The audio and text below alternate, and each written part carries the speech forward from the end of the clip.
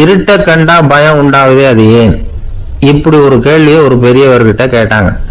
அதுக்கு அவர் பதில் சொல்றார்.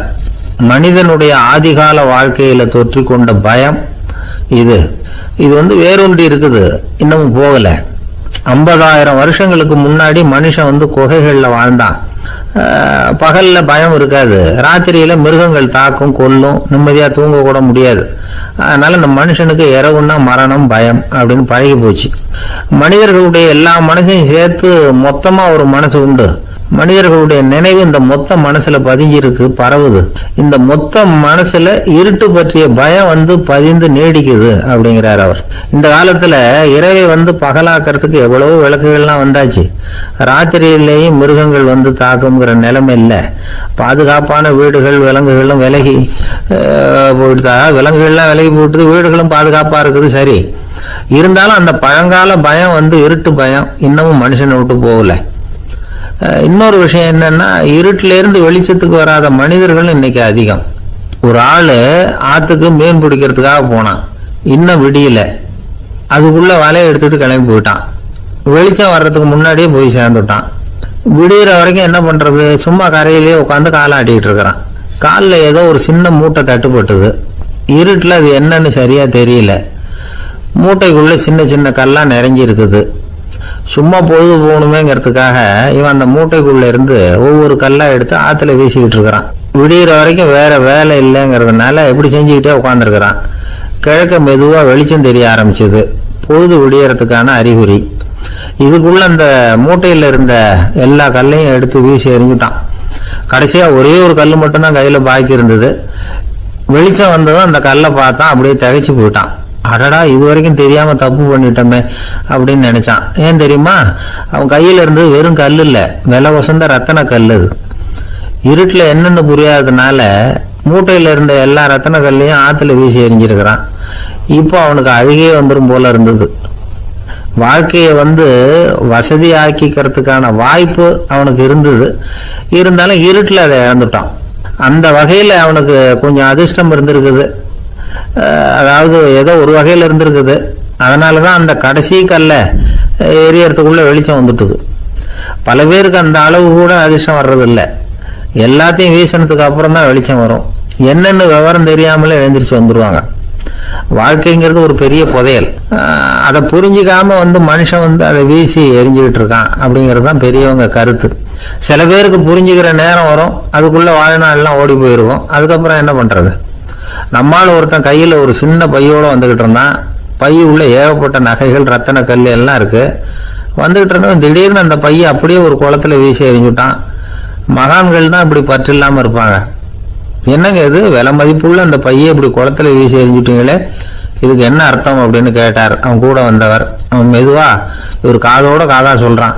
ஒரு போலீஸ்காரர் பின்னாடி வந்துகிட்டு இருக்கிறார், அவர் போனதுக்கு அப்புறம் இதை எடுத்துக்குவேன் அப்படிங்கிறான்.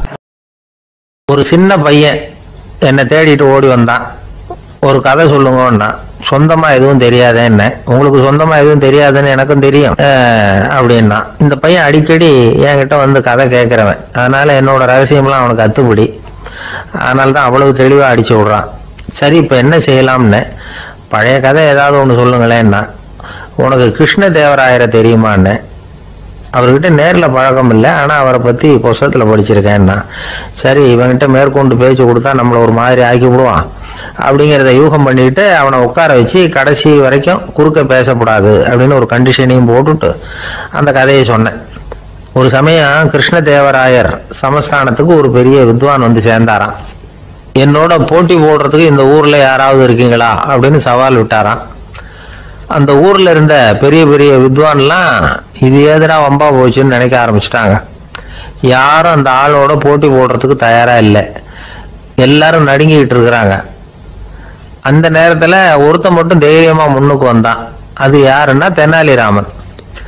அந்த சமஸ்தானத்துல விகட கவி அவன். என்ன அனுப்புங்க போட்டிக்கு, நான் ஜெயிச்சு காட்டுறேன்னா. உனக்கு அவ்வளவு தைரியம் இருக்குதா அப்படின்னு கேட்டாங்க. தைரியம் மட்டும்தான் என்கிட்ட இருக்குது, ஆனா தைரியம் இருந்தா அதிர்ஷ்டம் தேடிட்டு வருங்கிறது எனக்கு தெரியும் அப்படின்னா. அடுத்த நாள் போட்டி ஆரம்பமாச்சு. அந்த பெரிய வித்வான் நின்னார். தெனாலிராமன் எதிரில் நின்னா. அந்த வித்வான் ஒரு விரல காட்டினார். தெனாலிராமன் பதிலுக்கு 2 விரல காட்டினான். வித்வான் 3 விரல காட்டினார். இவன் உடனே 4 விரல காட்டினான். உடனே 5 விரல காட்டினார் அவரு. தெனாலிராமன் உடனே தன்னுடைய கை முஷ்டியை காட்டினான், கையை மூடி காட்டினான். அவ்வளவுதான். அந்த பெரிய வித்வான் கிருஷ்ணதேவராயர் காலில் விழுந்தார். நான் தோத்துட்டேன், என் தோல்வியை ஒத்துக்கிறேன் அப்படின்னு சொல்லிவிட்டார். கிருஷ்ணதேவராயர் அவரை தனியாக அழைச்சிட்டு போய் என்ன நடந்ததுன்னு விசாரிச்சார். அந்த வித்வான் விளக்கம் கொடுத்தார். ஆண்டவன் ஒருவன் தான் உண்டுங்கிறத விளக்கறதுக்காக நான் 1 விரல காட்டினேன். அப்படி இல்லை, சக்தியை சேர்த்தா சக்தி சிவன் 2 பேர் உண்டுன்னு உங்க வித்வான் 2 விரல காட்டினார். மூர்த்திகள் 3 பேருங்கிறதுக்காக நான் 3 விரல காட்டினேன். வேதங்கள் 4ன்னு சொல்லி ஒரு 4 விரல காட்டினார். பஞ்சபூதங்கள் 5ன்னு நான் 5 விரல காட்டினேன். அதையெல்லாம் அடக்கி ஆளணும்னு சொல்லி அவர் கையை மூடி உறுதியாக காட்டினார். அடடா, உங்க வித்வானுக்கு எப்பேற்பட்ட அறிவு! அவர் தான் ஜெயிச்சார், நான் தோத்துட்டேன் அப்படின்னார் அவர். அப்படி சொல்லிவிட்டு அவர் போயிட்டார்.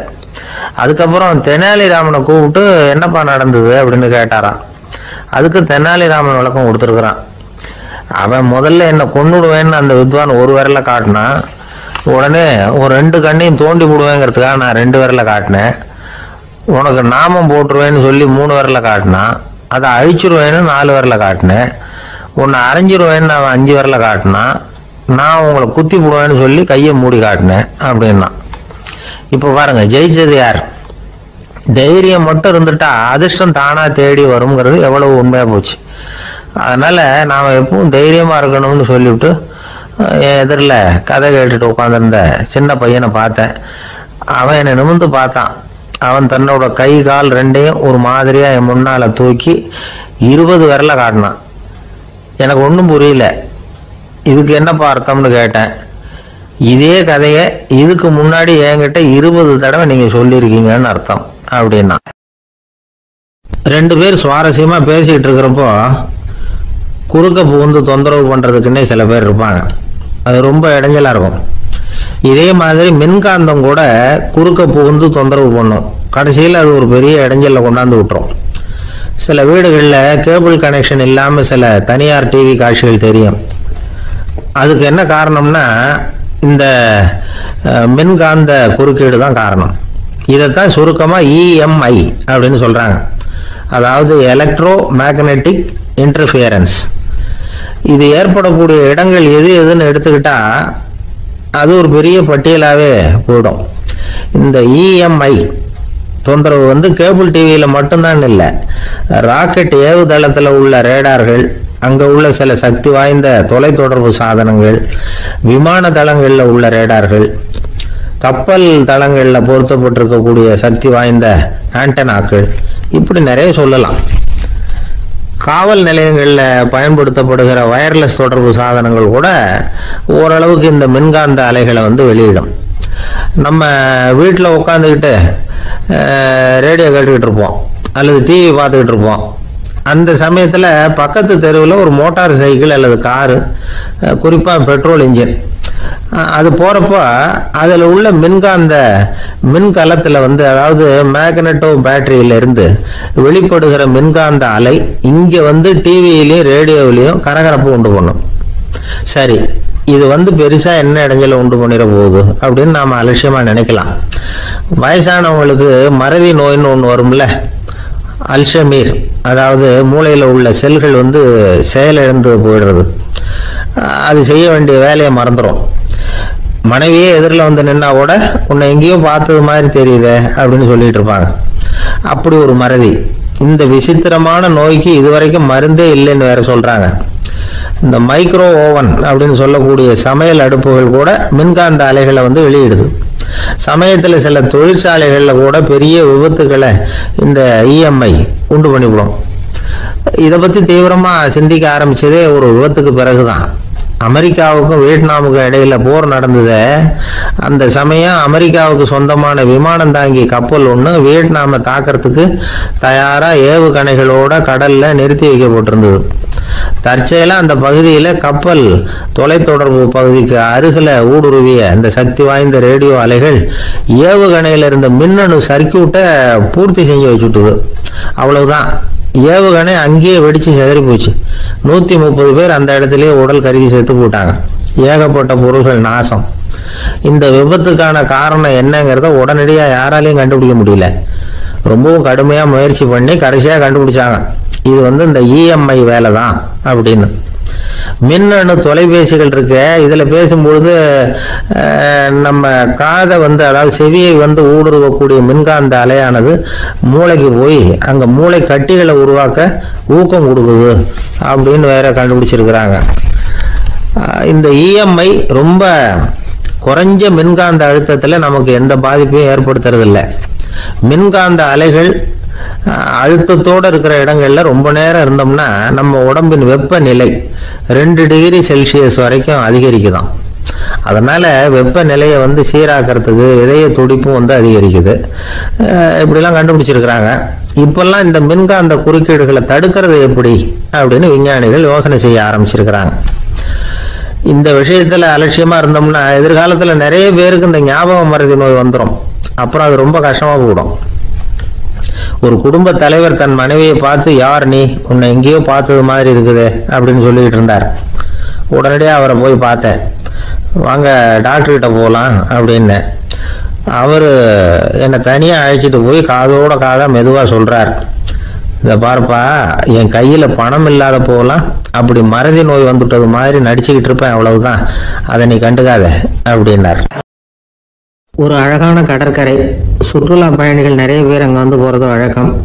சனி ஞாயிறு கூட்டம் அதிகமாக இருக்கும். அதோட விளைவு என்னங்கிறது அடுத்த நாள் தான் தெரியும். ஆமாம், அந்த கடற்கரையை சுத்தப்படுத்துகிற தொழிலாளிகள் திங்கட்கிழமை ரொம்ப சிரமப்படுவாங்க. சனி ஞாயிறு வந்த கூட்டம் கடற்கரை பூராவும் காலி ஐஸ்கிரீம் கப்புகளை வீசி எறிஞ்சிட்டு போயிடுவோம். ஆயிரக்கணக்கான கப்புகள் அங்கே பரவலாக கிடக்கும். அதையெல்லாம் பொறுக்கி எடுத்து சுத்தம் பண்ணி ஆகணும். இதனால திங்கட்கிழமை வேலைக்கு வர்றதுக்கு எல்லாரும் பயப்படுவாங்க. அப்படி ஒரு நிலைமை. பல பேர் அன்னைக்கு லீவ் எடுத்துகிட்டு போயிடுறது வழக்கம். நமக்கு எதுக்கு இன்னைக்கு தொந்தரவுன்னு. இது ஒரு பெரிய பிரச்சனையாக இருந்தது. இதுக்கு என்ன பண்ணலாம் அப்படின்னு யோசனை பண்ணாங்க. ஒரு ஆலோசனை கூட்டத்துக்கு ஏற்பாடு பண்ணாங்களாம். அந்த நகர நிர்வாக அலுவலர்கள், பணியாளர்கள் எல்லாரும் அதில் கலந்துக்கிட்டாங்க. கூட்டம் ஆரம்பமாச்சு. ஆரம்பத்தில் சொன்னாங்க, இந்த பிரச்சனைக்கு ஒரு தீர்வு வேணும், என்ன பண்ணலாம், அதை முடிவு செய்கிறதுக்கு தான் இந்த கூட்டம். இதில் நீங்கள் செய்ய வேண்டியது என்னென்னா, உங்களுக்கு தோன்றுகிற யோசனை எதுவாக இருந்தாலும் சொல்லுங்கள். கொஞ்சம் கூட தயக்கம் வேண்டாம். நாம் சொல்கிற யோசனை ஈடுபடுமா படாதா அப்படின்லாம் யோசிக்க வேணாம். எல்லாருடைய யோசனைகளையும் அப்படியே பதிவு செய்துக்கிறோம். கடைசியாக அதிலிருந்து ஒரு சிறந்த யோசனையை தேர்வு பண்ணி அதை பயன்படுத்தலாம். இந்த சந்தர்ப்பத்தில் இன்னொரு முக்கியமான வேண்டுகோள், எவ்வளவு சாதாரணமான யோசனையாக இருந்தாலும் சரி, அது சொல்லும்போது அடுத்தவங்க ஏளனம் செய்யக்கூடாது. இது ஒரு பெரிய யோசனையா அப்படின்னு சொல்லி எதையும் அலட்சியப்படுத்தக்கூடாது. இதுதான் அந்த கூட்டத்தின் ஆரம்பத்தில் செய்யப்பட்ட அறிவிப்பு. உடனே அந்த கூட்டத்தில் இருந்தவங்க ஆளுக்கு ஒரு யோசனை சொல்ல ஆரம்பிச்சாங்க. ஒருத்தர் எழுந்திருச்சார், இங்கே வர்ற சுற்றுலா பயணிகள் கிட்ட ஆளுக்கு $10 ஒரு டெபாசிட் மாதிரி வைப்பு பணமாக வாங்கிக்கணும். காலி ஐஸ்கிரீம் கப்பை திருப்பி கொடுத்தா அந்த பணத்தை திருப்பி கொடுத்துடலாம். இப்படி ஒரு ஏற்பாடு பண்ணிக்கிட்டா கப்புகளை தேடி பொறுக்கிட்டு இருக்க வேண்டியதில்லை, எல்லாம் ஒரே இடத்துக்கு சேர்ந்துடும். அப்படியே நாம் தூக்கிட்டு போய் ஒரு இடத்துல கொண்டு போடலாம் அப்படின்னாரு. இன்னொருத்தர் எழுந்திருச்சார், கப்பை கீழே போட்டால் $50 அபராதம் அப்படின்னு அங்கங்கே போர்டு எழுதி வச்சுடலாம். கப்புகளை போடுறதுக்கு அங்கங்கே பெரிய கூடைகளை வச்சுடலாம். நாம் சாவகாசமாக அந்த கூடைகளை சேகரம் பண்ணிக்கலாம் அப்படின்னாராம். இன்னொருத்தர் எழுந்திருச்சு கொஞ்சம் கோபமாக பேசினார். கப்புகளை அவங்க வாயிலே திணிச்சுடணும், அதுங்களை முன்னு சாப்பிட்டு பார்த்தா தான் தெரியும் அது எவ்வளவு கஷ்டங்கிறது அப்படின்னு ரொம்ப கடுமையாக பேசியிருக்காரு. இது வேடிக்கையாக தெரிஞ்சாலும் இந்த யோசனையும் பதிவு செஞ்சுக்கிட்டாங்களாம். இப்படி பல யோசனைகள். கடைசியாக எல்லாத்தையும் படித்து பார்த்துட்டு பரிசீலனை பண்ணாங்க. அப்புறம் தான் யோசனை வந்தது. ஒரு வேடிக்கையாக சொன்னது, கப்புகளை அவங்க வாயிலே திணிச்சு சாப்பிட சொல்லணும், அதுதான் தண்டனைன்னார்ல. ஏன் அப்படி சாப்பிட்றது மாதிரியே கப்புகளை தயார் பண்ண என்ன அப்படின்னு சிந்திக்க ஆரம்பிச்சாங்களாம். ஆகா, அதுதான் சரின்னு ஒரு முடிவுக்கு வந்தாங்க. அதுலேருந்து உருவானது தான் இந்த வேஃபர் கப்ஸ். ஐஸ்கிரீமை சாப்பிட்டு முடிச்சதும் கப்பையும் சாப்பிட்டுடலாம். கோன் ஐஸ்கிரீம் சாப்பிட்றோம்ல, அதுதான். அமெரிக்காவில் மியாமி கடற்கரையில் ரொம்ப காலமாக இருந்துகிட்டு வந்த குப்பை பிரச்சனைக்கு இப்படிதான் ஒரு தீர்வு வந்துதான். இதுல இருந்து நாம புரிஞ்சுக்க வேண்டியது என்னன்னா, நாம அன்றாட எத்தனையோ பிரச்சனைகளை சந்திக்கிறோம், அதுக்கெல்லாம் தீர்வு உண்டு. அது எங்க ஒளிஞ்சிருக்குன்னு கண்டுபிடிக்கணும். அந்த அந்த யோசனையையும் நல்லா தீவிரமா யோசிக்கணும். யார் என்ன யோசனை சொன்னாலும் அதை அலட்சியப்படுத்தக்கூடாது, அக்கறையோட கவனிக்கணும், அதை யோசிச்சு பார்க்கணும். ஒரு அம்மா தன்னோட வீட்டுக்காரரை ஒரு மனநல மருத்துவர்கிட்ட அழைச்சிட்டு வந்தாங்களாம். டாக்டர், இவருக்கு கோன் ஐஸ்கிரீம் பிடிக்கல, பேப்பர் கப்பில் இருக்கிற ஐஸ்கிரீம் தான் வேணும்னு அடம் பிடிக்கிறார் அப்படின்னாங்களாம். அது ஒன்றும் தப்பு இல்லையேன்னாராம் டாக்டர். இதுக்கு அந்த அம்மா சொன்னாங்களாம், இவர் கப்பு ஐஸ்கிரீம் வாங்குறதுல தப்பு இல்லை டாக்டர், பிரச்சனை அது இல்லை, அப்புறம் வேற என்னன்னு கேட்டிருக்காரு. வாங்கினதும் ஐஸ்கிரீமை கீழே கொட்டிவிட்டு அந்த பேப்பர் கப்பை மட்டும் விரும்பி சாப்பிட்றார், அதனால தான் உங்ககிட்ட அழைச்சிட்டு வந்தேன் அப்படின்னாங்களாம். ஒரு நண்பர் வந்தார், ரொம்பவும் இறுக்கமாக உடை அணிஞ்சிருந்தார். அதாவது ஆடைக்குள்ள அவர் மாட்டிக்கிட்டு இருந்தது மாதிரி தெரிஞ்சது. ஏன் துணி குறைச்சலாக எடுத்துட்டீங்களா அப்படின்னு கேட்டோம். இல்லைங்க, எனக்கு எப்பவுமே இறுக்கமாக உடை அணிகிறது தான் பிடிக்கும் அப்படின்னார். ஒருத்தர் எப்படி உடை அணிகிறார் அப்படிங்கிறத வச்சு அந்த ஆள் எப்படிப்பட்டவர் அப்படிங்கிறத கண்டுபிடிச்சிடலாம். உடை அணிகிற விதம் ஒருத்தருடைய மனநிலையை வெளிப்படுத்துதான். இப்போ இறுக்கமான உடை அணிகிறவங்க பொதுவாக மன நிம்மதி இல்லாதவங்களா இருப்பாங்களாம், கோபக்காரங்களாக இருப்பாங்களாம். ரொம்ப தொலைதொலைப்பாக ஆடை அணிகிறவங்க இருக்கிறாங்கல்ல, அவங்கெல்லாம் அமைதியான ஆளாக இருப்பாங்களாம், சாந்தமாக இருப்பாங்களாம். இவங்கெல்லாம் போராடுறதுக்கு சரியாக வரமாட்டாங்களாம். இப்படி ஒரு கணிப்பு இருக்குது. அதனால தான் போர் வீரர்களுக்கெல்லாம் இறுக்கமான உடையை தான் கொடுக்கறது வழக்கம். ஆனால் சன்னியாசிகளை பாருங்கள், அவங்களுக்கெல்லாம் ரொம்ப தொலை உடைகள் தான். அவங்கெல்லாம் டைட் பேண்ட் போட்டுக்கிட்டு நிற்க மாட்டாங்க சன்னியாசிகள்லாம். அதே மாதிரி சன்னியாசிகள்லாம் காவி உடைய தேர்ந்தெடுக்கிறதுக்கும் காரணம் உண்டு. பல ஆண்டுகள் சோதனை செஞ்சு பார்த்துட்டு தான் சன்னியாசத்துக்கு காவி தான் சரி அப்படின்னு முடிவு பண்ணியிருக்கிறாங்க. இப்போ பௌதீக விஞ்ஞானப்படியும் அதுதான் சரி. அதாவது சூரிய ஒளியில் 7 வண்ணங்கள் உண்டு. ஒரு பொருள் மேலே அது விழும்பொழுது அந்த பொருள் நமக்கு சிவப்பாக தெரிஞ்சதுன்னா அந்த பொருள் சிவப்பை தவிர மற்ற எல்லா நிற கதிர்களையும் உள்வாங்கிக்கிட்டு சிவப்பு நிறத்தை மட்டும் வெளியில் விடுது, அதாவது விலக்கி விடுது. அதனால தான் அந்த பொருள் சிவப்பாக தெரியுது. உடல் ஆரோக்கியத்துக்கு ஓரளவு சிவப்பு தேவைப்படுது. அதனால தான் காவி உடை அணிஞ்சா சூரிய ஒளி ஓரளவு சிவப்பை விலக்கிவிடும். அதாவது சிவப்பின் பலனும் கிடைக்கும், இந்த சிவப்பின் கெடுதலும் இல்லை அப்படின்னு யோசனை பண்ணாங்க. காவி உதய வேளையின் நிறம். கீழ் வானத்தில் கதிர் உதிக்கிற வேளையில் முதல் ஒளி தோன்றுகிற நேரத்தில் காவி நிறம் தான் கசியும். தியானம் செய்கிறப்போ முதல்ல காணக்கூடிய ஒளி காவி நிறம் தான். தியானத்தின் உச்ச நிலையின் நிறம் நீலம். தியானம் காவி நிறத்தில் ஆரம்பமாகி நீல நிறத்தில் நிறைவடைகிறது அப்படிங்கிறார் ஓஷோ. நீலம் தியான சிகரம், காவி தியான ஆரம்ப குறியீடு, ஒரு சன்னியாசியின் ஆரம்ப தரிசனம் அப்படிங்கிறார் அவர். ஒருத்தர் நாள் பூரா காவி உடைய அணிஞ்சிருந்தா அந்த நிறம் அவருக்கு தியானத்தை பற்றிய நினைவை ஊட்டிக்கிட்டே இருக்கும். இப்படியே ஆடைக்கும் தியானத்துக்கும் இடையில ஒரு தொடர் ஏற்படுது. ஒரு துறவியின் உள்ளார்ந்த பண்பா அது மாறுது. கடை வீதியில் ஒரு பொருள் வாங்க போகிறோம், அது மறந்துடக்கூடாதுங்கிறதுக்காக ஞாபகம் முடிச்சு போட்டுக்கிறோம். அந்த முடிச்சுக்கும் பொருளுக்கும் தொடர்பு இல்லை. ஆனால் கடை வீதிக்கு போன உடனே அந்த முடிச்சு அந்த பொருளை ஞாபகப்படுத்துது. அதாவது அந்த முடிச்சு ஒரு தொடர்பு அம்சமாக அமையுது.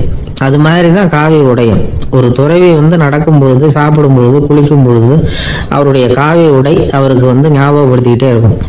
அது ஒரு நிலைப்படுத்தப்பட்ட நினைவாக ஞாபகம் முடிச்சாக மாறிடுது.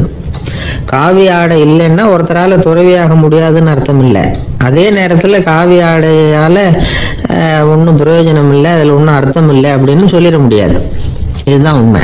இவ்வளவு தூரம் காவி ஆடையை பற்றி சொல்கிறதுனால எல்லாரும் சன்னியாசியாக போடுங்கோ அப்படின்னு நாம் சொல்கிறதாக யாரும் நினச்சிடக்கூடாது. மனசுக்கும் நிறத்துக்கும் உள்ள சம்பந்தத்தை தெரிஞ்சுக்கிறதுக்காக தான் இவ்வளவும். நமக்கு தெரிஞ்ச நண்பர் ஒருத்தர் இருக்கிறார், ஆஃபீஸில் வேலை பார்க்குறவர். ஒவ்வொரு மாதமும் 20ஆம் தேதிக்கு பிறகு அவரை போய் பார்த்தீங்கன்னா காவி உடை அணிஞ்சிக்கிட்டு, கண்ணை மூடிக்கிட்டு, கை ரெண்டையும் விரித்து வச்சுக்கிட்டு தியானத்திலே உட்காந்துருப்பார். ஏன் இப்படி பண்ணுறீங்கன்னு கேட்டேன். அதாவது 20ஆம் தேதிக்கு பிறகு என் கையில் ஒரு பைசா கூட கிடையாது, ஒரு சன்னியாசி லெவலில் இருக்கிறேன், என்கிட்ட எதுவும் செலவுக்கு கேட்காத அப்படின்னு என் மனைவிக்கு நான் சூக்காக உணர்த்துறதுக்காக அப்படி உட்காந்துருப்பேன் அப்படின்னு விளக்கம் கொடுக்குறார் அவர். ஒரு கணவன் மனைவி எப்போ பார்த்தாலும் அவங்க 2 பேருக்கும் இடையில சண்டை வந்துக்கிட்டே இருந்தது. இதில் என்ன ஆச்சரியங்கிறீங்களா? நான் அதுக்காக சொல்ல வரல, இது வேற விஷயம். அதாவது சண்டை போடாமல் இருக்கிறதுக்கு வழி சொல்கிற தகவல் இது. நான் சொன்ன அந்த கணவன் மனைவி எப்படின்னா, கணவன் ஒரு வார்த்தை சொன்னால் மனைவி கிட்டேருந்து 2 வார்த்தை பதிலாக வரும். இதுக்கு கணவன் கிட்டேருந்து 4 வார்த்தை பதிலாக வரும். இப்படி வார்த்தைகள் பெருகி போய் கடைசியில் வம்புல முடியும். அந்த அம்மா பொறுத்து பார்த்தாங்க, அவங்களால தாக்கு பிடிக்க முடியல. பக்கத்து வீட்லேயே ஒரு கணவன் மனைவி இருந்தாங்க, அவங்களுக்குள்ள சண்டை வர்றதில்லை. அது எப்படி அவங்களால மட்டும் சண்டை போடாமல் இருக்க முடியுது அப்படின்னு இந்த அம்மாவுக்கு ஆச்சரியம். ஒரு நாள் நேராக பக்கத்து வீட்டு அம்மாக்கிட்டே போய், ஏம்மா நீங்கள் எப்படி கணவனும் மனைவியும் சண்டை போட்டுக்காமல் இருக்கிறீங்க, அது எப்படி முடியுது உங்களால் அப்படின்னு கேட்டாங்க. அதுக்குன்னு ஒரு மருந்து இருக்குது, அதை சாப்பிட்டா சண்டை வராது அப்படின்னாங்க அவங்க. சரிங்க, அந்த மருந்தை அவர் சாப்பிட மாட்டாரே, மாட்டேன்னு சொல்லிட்டா என்ன பண்ணுறது அப்படின்னு கேட்டிருக்கிறாங்க இவங்க. அந்த மருந்து அவருக்கு இல்லைம்மா, உனக்கு தான் அப்படின்னாங்களாம் அவங்க. அப்படியா, அப்படின்னா கொடுங்க, ரொம்ப நல்லதாக போச்சு. அதை எப்படி சாப்பிட்றதுங்கிற விவரத்தையும் சொல்லுங்கள், எங்கே அது கிடைக்குங்கிறதையும் சொல்லுங்கள், வாங்கிக்கிறேன் அப்படின்னு கேட்டாங்களாம் இவங்க. வேற எங்கேயும் போய் வாங்க வேண்டாம், என்கிட்டே இருக்க அந்த மருந்து அதில் கொஞ்சம் தர்றேன், வாங்கி வச்சுக்க. உன் வீட்டுக்காரர் உன்னோட சண்டையை ஆரம்பிக்கிற போகலாம் நீ இந்த மருந்தில் ஒரு அவுன்ஸ் வாயில் ஊற்றிக்கணும். அதை உடனே குடிச்சிடக்கூடாது, ஒரு 5 நிமிஷமாவது அது வாயில் இருக்கணும், அதுக்கப்புறம் குடிச்சிடலாம் அப்படின்னு சொல்லி ஒரு பாட்டில் மருந்தை இந்த அம்மா கிட்ட கொடுத்து அனுப்புனாங்களாம். மருந்தை எடுத்துக்கிட்டு இந்த அம்மா வீட்டுக்கு வந்திருக்கிறாங்க. வீடு பூட்டி இருந்ததுனால கணவன் வந்து வாசல்லையே காத்துக்கிட்டு இருக்கிறான். மனைவியை கண்டதும் சண்டை போட ஆரம்பிச்சிட்டான். வீட்டை பூட்டி விட்டு எங்கே போய் தொலைஞ்ச, எவ்வளோ நேரமாக ஒரு மனுஷன் வாசல்லையே காத்துட்டு கிடக்கிறது, அப்படி இப்படின்னு கத்த ஆரம்பிச்சிட்டான். மனைவி இதுக்கு பதிலே சொல்லலை. அந்த அம்மா வீட்டை திறந்தாங்க, சமையல் அறைக்குள்ளே போனாங்க, ஒரு அவுன்ஸ் மருந்தை வாயில் ஊற்றிக்கிட்டாங்க. அன்னைக்கு சண்டை வந்து மேற்கொண்டு வளரவே இல்லை, நின்றுட்டுது. மருந்து பரவாயில்லை. அதுக்கப்புறம் பல சந்தர்ப்பங்களில் சண்டை வரும் போல் இருக்கிற போலாம் இந்த மருந்து அதை நிறுத்தியிருக்கு. பிரமாதமான மருந்தாக இருக்குது இதை கொஞ்சம் அதிகமாகவே வாங்கி வீட்டில் வச்சுக்க வேண்டியது தான் அப்படின்னு முடிவு பண்ணிட்டு இந்த அம்மா மறுபடியும் பக்கத்து வீட்டு அம்மாட்ட போனாங்க. எவ்வளவு விலையானாலும் சரி, நான் காசு கொடுத்து வாங்கி வச்சுக்கிறேன், எந்த கடையில் இருக்குது இந்த மருந்து சொல்லுங்க அப்படின்னு கேட்டாங்க. இந்த மருந்துக்கு விலையே கிடையாதுங்க, இலவசமாகவே கிடைக்கும்னாங்களாம் அவங்க. அது எப்படி விலையில்லாமல் இதை விற்க முடியுது அப்படின்னு கேட்டாங்களாம் இவங்க. அது மருந்தாக இருந்தால் தானே விலை வைக்கிறதுக்கு, அது வெறும் தண்ணி தானே அப்படின்னாங்களாம். வெறும் தண்ணியாக சண்டையை நிறுத்துது அப்படின்ட்டு இருக்காங்க இவங்க. அது சண்டையை நிறுத்தலை, உன்னோட மௌனம் தான் சண்டையை நிறுத்துது.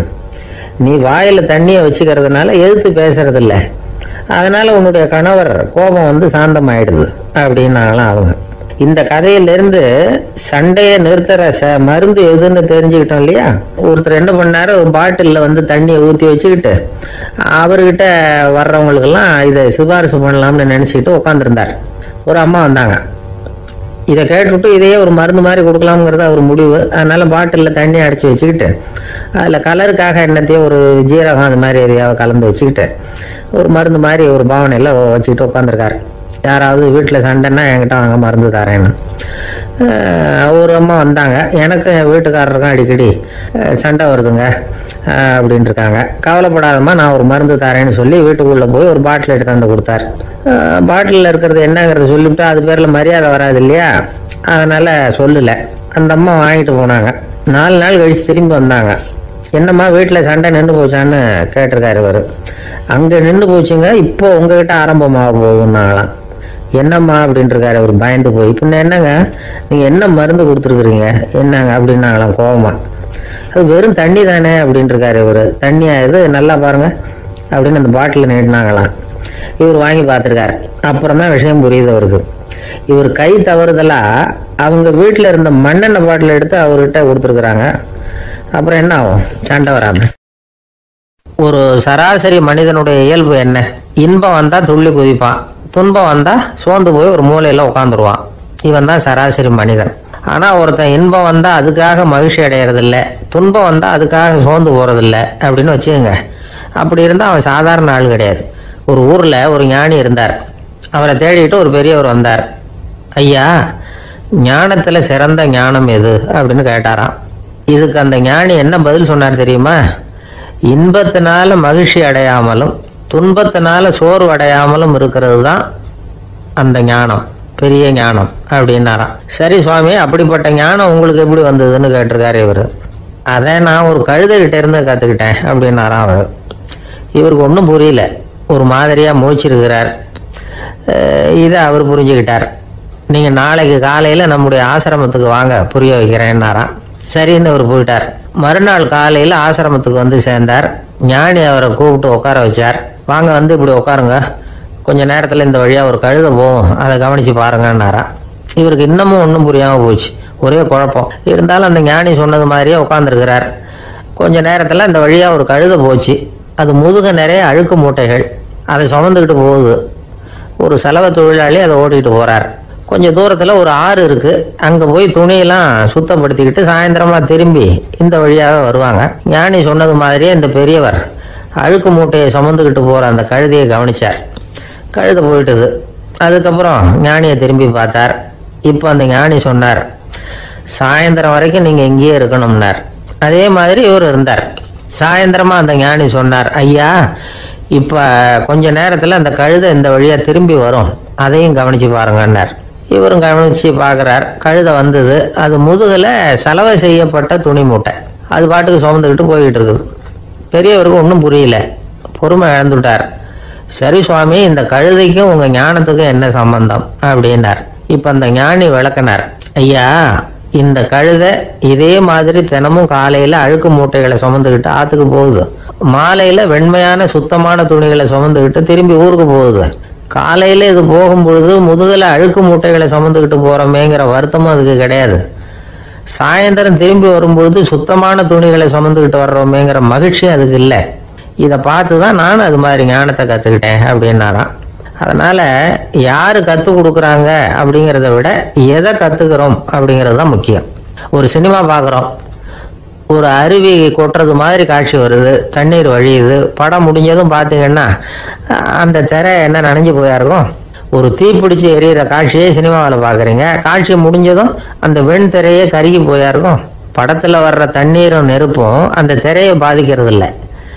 நாம் அந்த திரை மாதிரி இருக்கிறதுக்கு கற்றுக்கணுமா. அந்த பக்குவம் வந்துவிட்டதுன்னா இன்பமும் துன்பமும் நம்ம எதுவும் செய்யாது. ஒரு சினிமாவை பார்க்குற வரைக்கும் சிரிக்கலாம், அழலாம். பார்த்துட்டு வெளியில் வரும்பொழுது அழுதுகிட்டே வரக்கூடாது. ஒருத்தர் வந்தார், அப்படி படம் முடிஞ்சு வெளியில் வரும்பொழுது அருவி மாதிரி கண்ணீர் சிந்திக்கிட்டே வரார். ஏன் சார் படம் அவ்வளவு சோகமா அப்படின்னு கேட்டார். இன்னொருத்தர், இல்லை சார் கூட்டம் ரொம்ப குறைச்சல் சார், மொத்தம் படம் பார்க்க வந்தவங்களே 15 பேர் தான் சார் அப்படின்னார் கண்ணீரை தொடச்சிக்கிட்டே. அதுக்கு நீங்கள் ஏன் சார் அழறீங்கன்னு கேட்டார் அவர். இந்த படத்தோட தயாரிப்பாளரே நான் தான் சார் அப்படின்னாரா இவர். நமக்கு முன்னாடி நமக்கு வேண்டிய ஒருத்தர் ஒரு கிளாஸில் நமக்கு பழச்சாறு கொண்டாந்து வைக்கிறாருன்னு வச்சுங்க. உடனே நாம் என்ன பண்ணுவோம், எடுத்து கிடுகிடுன்னு சாப்பிட்ருவோம் அடுத்தவங்க யாரும் வர்றதுக்குள்ள. அதை விட்டுட்டு அதை கொண்டாந்து வச்சவர்கிட்டயே அதோட விலை என்ன அப்படி இப்படின்னு நான் கேட்டுக்கிட்டு இருப்போம். நாம் கேட்க மாட்டோம். ஆனால் காந்திஜி அப்படி கேட்டாராம். எப்போ தெரியுமா, 1935. அந்த வருஷம் மே மாதத்தில் ஒரு நாள் காந்திஜி டெல்லியில் இருக்கிறார். அப்போ அவருக்கு 2 டம்ளர் மாம்பழச்சாறு கொண்டாந்து கொடுக்குறாங்க. அதை வாங்குறார். இதோட விலை என்ன அப்படின்னு கேட்டார் காந்திஜி.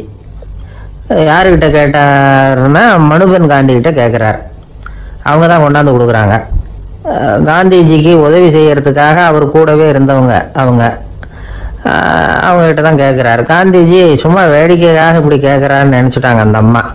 அதுவும் இல்லாமல் அதோட விலையை கேட்டால் காந்திஜி நிச்சயமாக அதை சாப்பிட மாட்டார் அப்படிங்கிற பயம் வேற.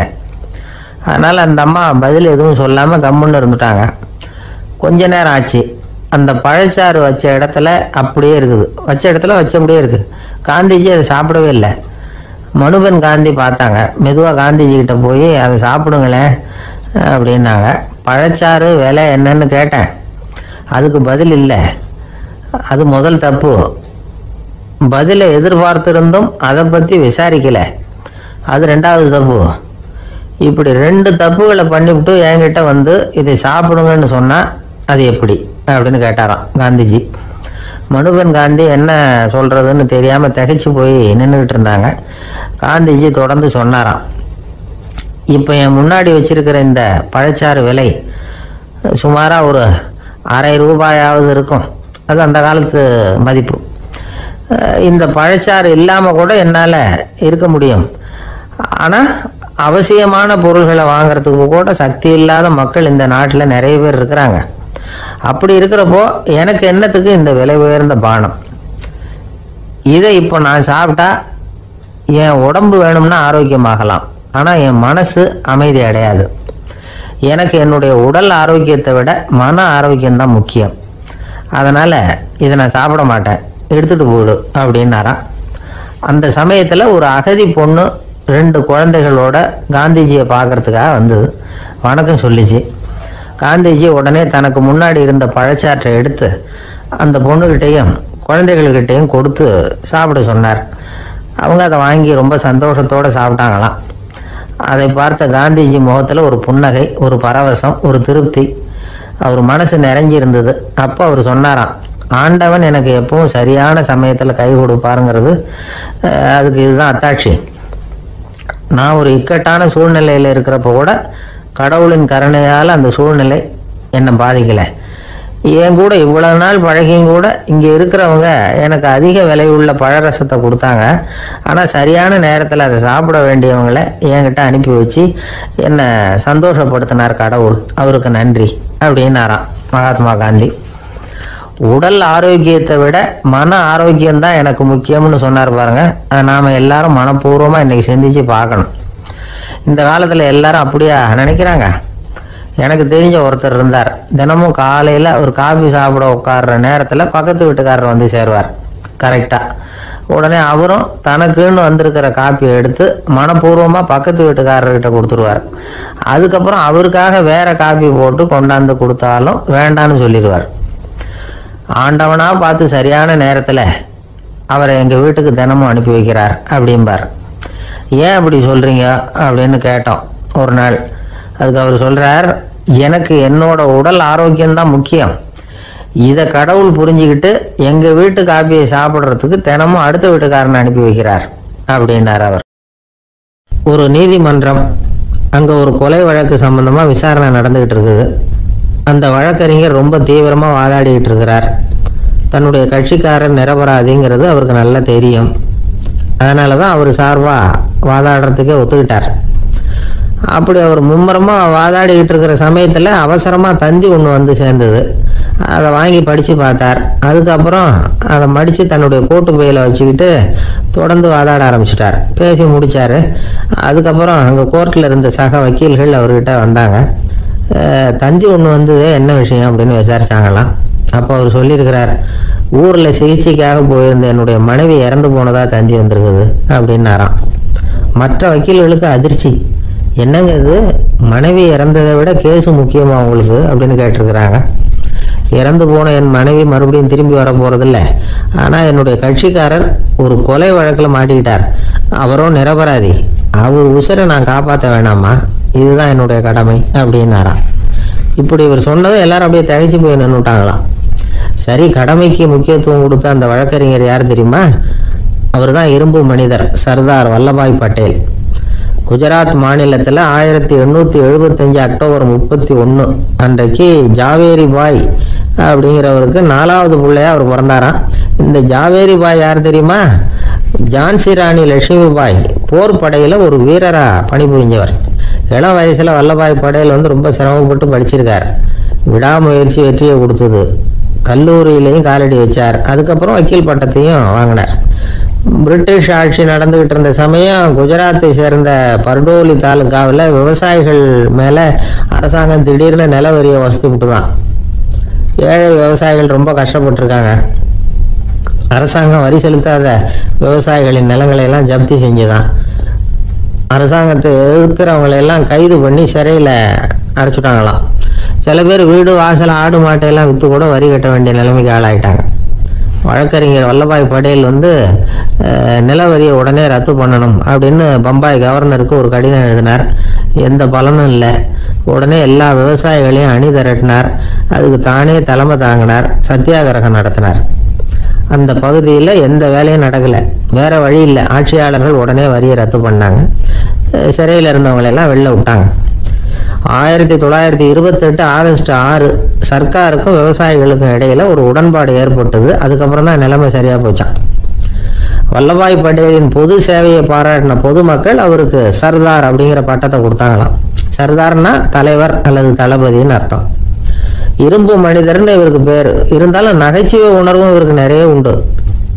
ஒரு தடவை ஒரு பத்திரிகை நிருபர் வந்திருக்கார். சர்தார் பட்டேல் கிட்ட அவருக்கு பிடிச்ச பண்பாடு கலாச்சாரம் எது அப்படின்னு கேட்கணும்னு ஆசை. அதனால அவரை பார்த்து கேட்டாராம், ஏங்க உங்களுக்கு பிடிச்ச கல்ச்சர் எது அப்படின்னு கேட்டிருக்காரு. இதுக்கு சர்தார் பட்டேல் சொன்ன பதில் என்ன தெரியுமா? எனக்கு பிடிச்ச கல்ச்சர் அக்ரிகல்ச்சர் அப்படின்னாராம். தானத்துல சிறந்தது எது அப்படின்னு ஒரு கேள்வியை கேட்டு, தானத்துல சிறந்தது நிதானம் அப்படின்னு அதுக்கு ஒரு பதிலும் சொல்றவங்க உண்டு. நிதானம் ரொம்ப அவசியம். அதுவும் இன்றைய உலகத்துக்கு ரொம்ப அவசியம். இன்னைக்கு உலகம் ரொம்ப பரபரப்பா போயிட்டு இருக்குது. பொறுமையா இருக்கணும்னு நினைக்கிறவங்களால கூட அப்படி இருக்க முடியறதில்ல. பொறுமையை சோதிக்கிறது மாதிரி பல சம்பவங்கள், அதையெல்லாம் சந்திச்சே தீர வேண்டி இருக்குது. எங்க போனாலும் கியூல நிக்க வேண்டி இருக்குது. எங்க போனாலும் காத்துக்கிட்டு இருக்க வேண்டி இருக்கு. ஆபீஸ்லயோ வீட்லயோ கூட நீங்க நிதானமா பொறுமையா நடந்து தெரியலன்னா உங்களுக்கு சிடுமூஞ்சி, முசுடு இப்படிலாம் பேர் வச்சிருவாங்க. அது உங்களுக்கு தேவையா? சரி, வாழ்க்கையில் பொறுமைசாலின்னு பேர் வாங்கறதுக்கு என்ன வழி? முதல் பாயிண்ட், நீங்க நினைக்கிறது, எதிர்பார்க்கறது, செய்யறது எல்லாமே 100% கரெக்டா நடக்கணும்னு ஆசைப்படக்கூடாது. எதுவா இருந்தாலும் அதுல ஓரளவுக்கு தவறு நடக்கலாம் அப்படிங்கறத எதிர்பார்த்தே இருக்கணும். ஓரளவுக்கு அதை அனுமதிக்கணும். ஒரு நண்பரை 6 மணிக்கு ஒரு இடத்துக்கு வர சொல்லி இருக்கிறீங்க. 6 மணிக்கு அவர் வரல, உடனே பொறுமை இழந்து நடந்துக்கப்படாது. ஒரு 10 நிமிஷம் டிலே ஆகலாம். ஒரு வர்ற வழியில பஸ்ஸு கூட ஏதாவது டிராஃபிக்ல மாட்டிருக்கலாம். அதெல்லாம் எதிர்பார்த்தே கொஞ்சம் காத்திருக்கிறதுல ஒன்றும் தப்பு இல்லை. சில சமயம் டிலே ஆகிறது கூட நல்லதா முடியும். ஒரு பஸ்ஸை தவற விட்டுட்டு ஐயோ கொஞ்சம் ஒரு 2 நிமிஷம் முன்னாடி வந்திருந்தா பிடிச்சிருக்கலாமே அப்படின்னு தவிச்சுக்கிட்டு இருப்பாங்க சில பேர். அடுத்தபடியா வர்ற பஸ் நேரடியா நீங்க போக வேண்டிய இடத்துக்கே கொண்டு போய் விடுற பஸ்ஸா கூட இருக்கலாம். அது உங்களுக்கு முன்னாடி தெரியாதுல்ல. சில நெருக்கடியான சூழ்நிலைகளை தமாஷா எடுத்துக்கிறதுக்கு பழகிக்கணும். சில இடங்களுக்கு போறப்ப காத்திருக்கிறதுக்கு நம்ம மனசை தயார்படுத்திக்கிட்டே போகணும். ஒரு ரயிலுக்கோ பஸ்ஸுக்கோ அல்லது விமானத்துக்கோ கப்பல் பிரயாணத்துக்கோ போறப்போ அங்க போய் நீங்க மணிக்கணக்கில் கூட காத்துக்கிட்டு தான் இருக்கணும். புறப்படுற நேரம் கூட மாறலாம். நீங்க போய் சேர்ந்ததும் அது உடனே புறப்படணும்னு கட்டாயமா என்ன? அது மாதிரி சமயத்துல படிக்கிறதுக்குன்னு சில சுவாரஸ்யமான புத்தகங்களையும் கையில் எடுத்துக்கலாம். உங்களை சுத்தி எவ்வளவோ சுவாரஸ்யமான சம்பவங்கள் நடந்துகிட்டு இருக்குது இல்ல, அதையெல்லாம் வேடிக்கை பாருங்க. எதுக்காக காத்துக்கிட்டு இருக்கிறோமோ அந்த காரியத்துல உண்மையாவே நமக்கு ஒரு அக்கறை இருந்தா நமக்கு போர் அடிக்காது. சில கோயில்களில் பார்த்துருப்பீங்க, தரிசனத்துக்காக பக்தர்கள் நாள் கணக்கில் காத்துக்கிட்டு இருப்பாங்க. அவங்கெல்லாம் அழுத்துக்கிறது இல்லை. ஆண்டவனை தரிசிக்கணுங்கிற உண்மையான அக்கறை இருக்கிறதுனால அவங்களுக்கு போர் அடிக்கிறது இல்லை. ஆனால் சில சினிமா தியேட்டரில் கூட பார்க்கலாமே, சினிமா கியூ கூட அப்படிதான். சாயந்தரம் 6 மணி ஆட்டத்துக்கு காலம்பரம் 6 மணிக்கே போய் கூட காத்துக்கிட்டு இருப்பாங்க. அவங்களுக்கெல்லாம் போர் அடிக்காது, படம் பார்க்குற ஆர்வம். இன்னொரு முக்கியமான விஷயத்த நாம் பழக்கப்படுத்திக்கணும். லிவ் ஃபார் தி மூமெண்ட் அப்படிங்கிறாங்க நிபுணர்கள். ரொம்ப பேர் எப்படின்னா அடுத்தபடியாக நடக்க போகிற விஷயத்திலேயே கவனமாக இருப்பாங்க. அந்த நினைப்புலேயே இந்த நிமிஷத்தை பொறுமை இல்லாமல் கழிப்பாங்க. ஒருத்தர் இருக்கார், அவர் எப்படின்னா ஆஃபீஸ் முடியறதுக்குள்ளேயே சார் 5 மணிக்கெல்லாம் ரெடியாக இருங்க, நாம் அந்த ஹோட்டலில் போய் டிஃபன் சாப்பிட்ணும் அப்படின்னு 4 மணிலேருந்து சொல்லிகிட்டு இருப்பார். 4:55 பரபரப்பாக ஓடி வருவார். 2 பேரும் புறப்படுவோம், ஹோட்டலுக்கு போவோம், சாப்பிட்டுக்கிட்டு இருப்போம். அப்படி சாப்பிட்டுட்டு இருக்கிறப்ப சார் சாப்பிட்டு முடிச்சதும் நேராக ஒரு ஜவுளி கடைக்கு போகிறோம் அப்படிம்பார். பரபரக்க சாப்பிட்டு முடிப்பார், புறப்படுவார். ஜவுளி கடையில் அவசரமாக சீக்கிரம் பில் போடுங்க சார், சினிமாவுக்கு நேரம் ஆகிடும்பார். சினிமா தியேட்டரில் உட்காந்து அடுத்தபடியாக எங்கே டின்னர் சாப்பிட்றதுன்னு யோசனை பண்ணிகிட்டு இருப்பார். ராத்திரி படுக்கையில் விழுந்ததுக்கு அப்புறமும் நாளைக்கு காலையில் எழுந்திரிச்சதும் அதை பண்ணணும் இதை பண்ணணும்னு திட்டம் போட்டுக்கிட்டே இருப்பார். அதாவது எப்பவும் அடுத்த நிமிஷம், அடுத்த நாள், அடுத்த வாரம், அடுத்த வருஷம், இதுதான் அவங்க சிந்தனை. இந்த நிமிஷம் என்ஜாய்மெண்ட்டை அவங்க இழந்துடுறாங்களாம். அதனால தான் வாழ்நாள் பூரா பொறுமையின்மை, அவஸ்தை, அல்லல். அதனால நாம் எல்லாரும் வாழ்க்கையில் நிதானமாக இருக்கிறதுக்கு கற்றுக்கணுமா. அதுக்காக இந்த நிதானத்துக்கு வேற விதமான அர்த்தம் பண்ணிக்கக்கூடாது. ஒருத்தர் அப்படித்தான் ஒரு தடவை அவருடைய குதிரை காணாமல் போயிட்டு தான். அதுக்காக அவர் கவலைப்படல, நிம்மதியாக இருந்தார், சந்தோஷமாக இருந்தார். என்ன சார் இது, உங்கள் குதிரை திருட்டு போயிட்டுதுங்கிறீங்க, நீங்கள் கவலைப்படாமல் இருக்கிறீங்களே அப்படின்னு கேட்டாங்களாம். அதுக்கு அவர் சொல்லியிருக்கார், நல்ல வேலை சார், கட்டியிருந்த குதிரை காணாமல் போயிருக்குது.